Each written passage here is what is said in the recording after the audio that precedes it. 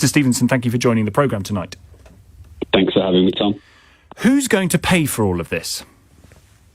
Well, you said a very interesting thing there in the introduction, which was that we're breaking all the rules this time. And I think that really sums it up quite well, because what is happening right now with government borrowing is very, very different from what normally happens with government borrowing.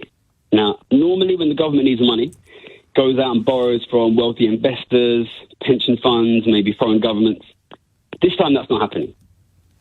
All the money that the government has borrowed to deal with the COVID crisis so far has been borrowed from the Bank of England. Mm-hmm. And the Bank of England, as you'll know, is essentially a government institution, an independent one. It's an independent one, yeah. The Bank of England has got this money by printing it. And that's what we're taking a bit of time to think about here. You know, this is the so-called quantitative easing, right? We're just printing the cash to keep the cash coming. Yeah, exactly. The Bank of England is printing the money, just like it did after 2008. But this time, the amount of money the Bank of England is printing is pretty much exactly the same as the amount of money the government is spending, which means essentially all of this money is coming from government printing. Now, that puts us in a very interesting situation. It is, as you say, breaking all the rules. When you start funding with printed money, it really raises the question, do you pay it back? Yep. Because the government here is printing the money. It's borrowing it from the Bank of England, but the Bank of England is printing it. And in the past, whenever we've seen governments do this, the money does not get paid back. And interestingly, the money does not have to be paid back, because the money is being borrowed from another branch of government. You don't have to pay any interest on it. And in all the times this has been done in the past, we've been doing it for more than 10 years now. Yeah. Many countries have. When it has come to maturity, the central bank has said, okay, have another 10 years. And they've continued to allow it to be extended. So, you know, really, what is a debt if you don't have to pay any interest and you never have to pay it back? But yes, it depends, I guess, what proportion of the amount that we are borrowing at nearly £1 billion a day is being done through the printing of money by the Bank of England, because the country does borrow. And it's a question that a lot of people, I think, ask perfectly legitimately, was when we talk about government borrowing, who are they going to borrow the money from? Who do they ring up to say, OK, can you put the money in my account by Thursday? You know, the 258 billion quid that are being borrowed. And it's normally, as you say, pension funds and other nations and da-da-da-da-da-da-da. But this time you say that's not happening. It's coming from a different source. And the source is this time us. Yeah, it matches really well. The amount of money the government's borrowing in this crisis, the amount of money it's spending, it's deficit spending to help deal with COVID, is almost exactly the same as the amount of money that the central bank is printing, which in this case I think is £300 billion, an enormous amount of money. I think that works out something like £5,000 per person in the country. Huge amount of money. So it's being printed by the government. And what that means by the central bank, which is essentially part of the government, what that means is it will not be paid back. You know, I still work in financial markets. I still talk to people in financial markets. Everyone in financial markets knows that money is not being paid back. Really? Which raises the question, why don't governments do this all the time? So this is, hang on a sec, so Gary, so you're saying that the people that you're speaking to, the job that you're now presumably retired from at the age of 30, my God, I need to ask you about that in a minute, but all the finance guys down in the city, they're all saying to you, Gary, this is never going to be paid off. This is just not going to happen. Yeah, they stopped looking at government debt. What they look at now is government debt minus the amount borrowed from the central bank, because nobody ever expects that to be paid back, which raises the question, what is going to happen? Yeah. What are the consequences of this? Yeah, quite. And I think really the interesting question is, what does that mean? Because, like you say, we're breaking all the rules here. We're doing huge amounts of deficit spending funded by printed money. And we really need to ask, the question which people are asking, how do you pay it back? That's the wrong question.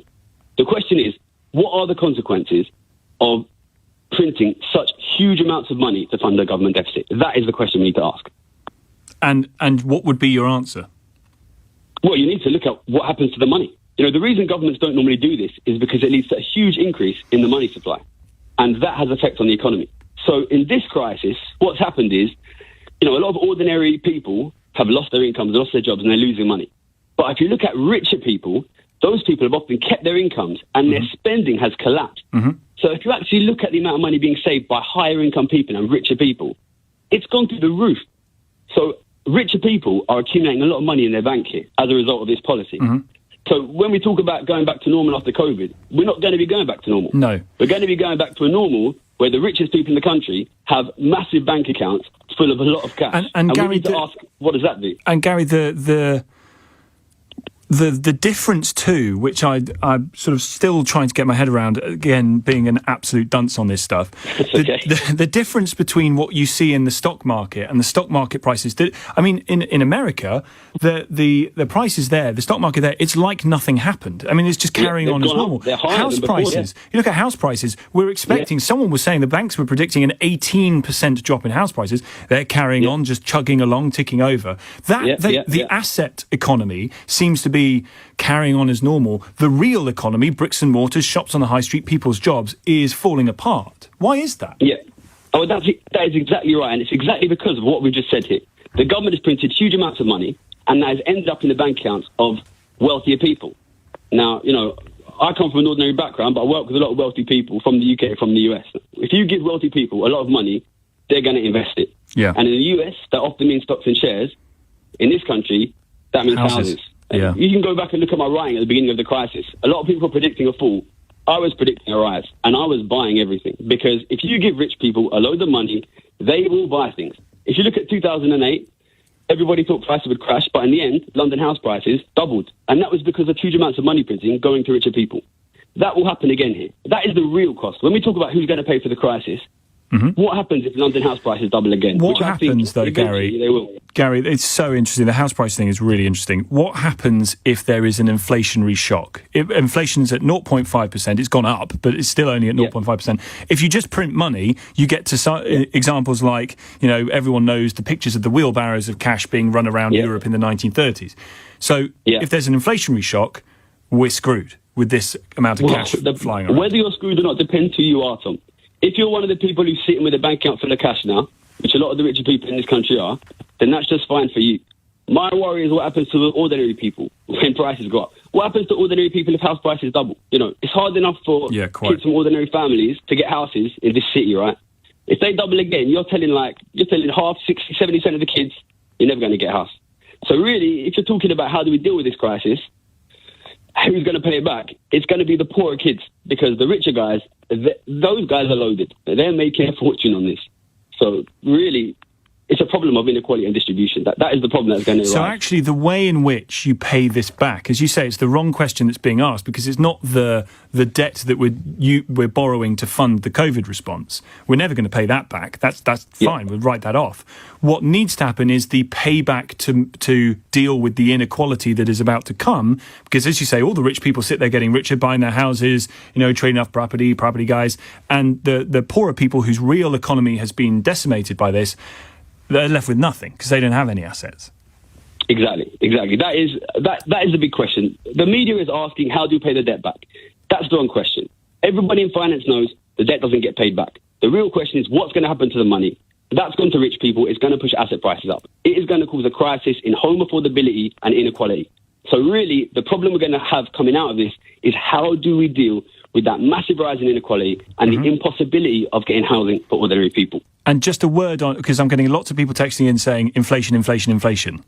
Okay. How do you keep inflation low enough so that you don't have barrels of cash being wheeled around? There's two different kinds of inflation, which is inflation out on the streets and inflation in asset prices. After 2008, we didn't see much inflation in shops. But we saw a huge amount of inflation eventually in assets. So the thing that's happening here is loads and loads of people are losing their jobs, Tom. And when people lose their jobs, that makes the job market really, really weak, and people don't get pay rises. As long as pay rises aren't happening, then you don't get much inflation. So that's the reason why after 2008 we didn't see inflation. Now, I'm not saying necessarily that's going to happen again. The amount of money being printed here, it's much quicker, definitely, than it was in 2008. There is a risk that we lose control of it and inflation does increase, especially once COVID passes. And like we've said, all of these people with huge amounts of cash in their bank start trying to spend it. That is definitely a possibility. I think if you remember, after 2008, 2010, 2011, we did have quite high inflation, 5%, coming up to 6%. That's right. And then the Bank of England, rather sensibly, I suspect, decided to leave the money out there, not take any money back, leave the easy money to the Bank of England. If that happens, if it's 5-6%, which, I don't want to make any exact predictions, but it could be at some point coming out of this, I think the Bank of England will allow it to continue. But what that will cause is a cost of living crisis for ordinary people, just like it did after 2008. Gary, it's been fascinating talking to you. I'm already incredibly late for the bits I need to hit on the programme. I've got to ask you, what's it like to be 27 with multiple millions in the bank account? It's unusual. Like I said, I didn't grow up, I didn't come from money, and I made the money very quickly, and it all come very quickly to me. And okay, well, let me ask you this. Just very funny. You're going to have to be really brief, Gary. I am obsessed with this idea, right? So there you are. It doesn't matter what age you are, who you are. There is a moment in your life where you suddenly realise you've got more money than you ever possibly could have dreamt of. That it's there for you, and your whole world has just shifted on its axis because you've got this money in your bank account and it's for you. When was that moment for you? For me, when was that? Well, that was when I got my first bonus, and I realised I should have spent my whole childhood buying Boots meal deals. That was it.